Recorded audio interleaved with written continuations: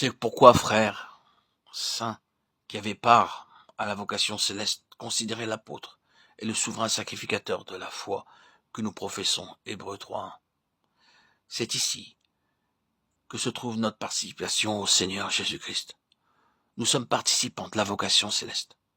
Le Seigneur Jésus-Christ est notre apôtre et notre grand prêtre.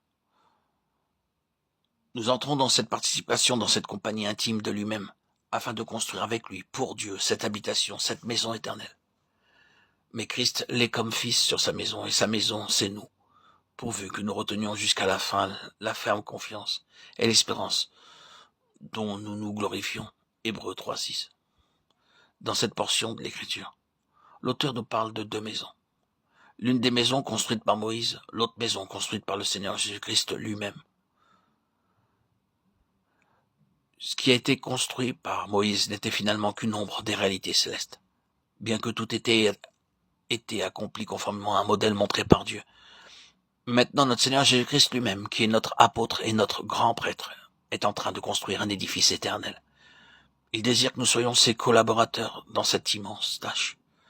Vous avez été édifiés sur le fondement des apôtres et des prophètes, Jésus-Christ lui-même étant la pierre angulaire. En lui, tout l'édifice, bien coordonné, s'élève pour être un temple saint dans le Seigneur.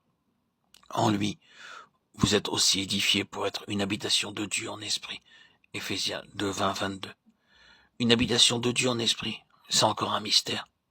Dieu est si grand. Il est insondable. Il est si grand que les cieux des cieux et tout l'univers ne peuvent le contenir. Cependant, il désire que toi et moi construisions pour lui une habitation éternelle. C'est parce que Dieu ne vit que dans deux endroits précis. Premièrement, il vit dans un lieu élevé et saint. En second lieu, il vit dans un cœur humble, un cœur brisé et contrit. C'est ainsi que parle le Très-Haut, dont la demeure est éternelle et dont le nom est saint. J'habite dans les lieux élevés et dans la sainteté, mais je suis avec l'homme contrit et humilié. Ésaïe 57:15. Dans un lieu élevé, un lieu saint, mais aussi dans un cœur humble et contrit. Mais peut-être poserez-vous la question, comment se fait-il que nous, créatures si pauvres et si faibles, nous sommes destinés à construire une habitation pour Dieu? La réponse est simple, c'est à cause de l'amour de Dieu. Dieu veut que nous soyons aimés de lui dans toute sa plénitude pour toute l'éternité. Son amour est si grand, il veut que nous soyons remplis de toute sa plénitude. Il désire que nous devenions sa maison, son foyer. Nous pourrions l'exprimer d'une autre manière et dire Dieu a la nostalgie de posséder ce foyer. Nous pouvons illustrer la chose de façon très simple. Beaucoup d'entre nous doivent se rendre à l'extérieur pour leur travail. Certains travaillent dans des écoles, des bureaux, des magasins, des ateliers ou des centres médicaux. Pour exercer leur activité professionnelle, ils doivent rester toute la journée dans ces bâtiments affectés à cet usage.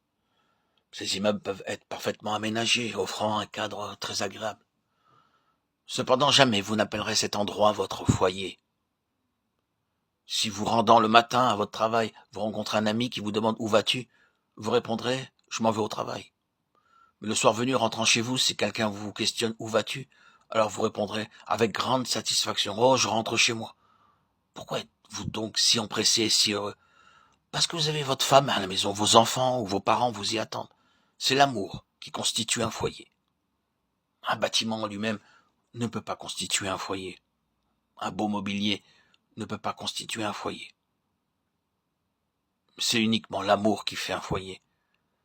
Dieu est amour. Dieu veut nous aimer en plénitude pour l'éternité. C'est pourquoi il veut que nous construisions en collaboration avec lui une habitation, une demeure éternelle, céleste, glorieuse et spirituelle. C'est dans cette même intention que nous avons été appelés à être des pierres vivantes. Et vous-même, comme des pierres vivantes, édifiez-vous pour former une maison spirituelle, un saint sacerdoce, afin d'offrir des victimes spirituelles agréables à Dieu par Jésus-Christ. 1 Pierre 2:5. Ainsi, nous sommes les collaborateurs de Dieu et du Seigneur Jésus-Christ dans cette vocation céleste, pour construire pour lui une habitation éternelle.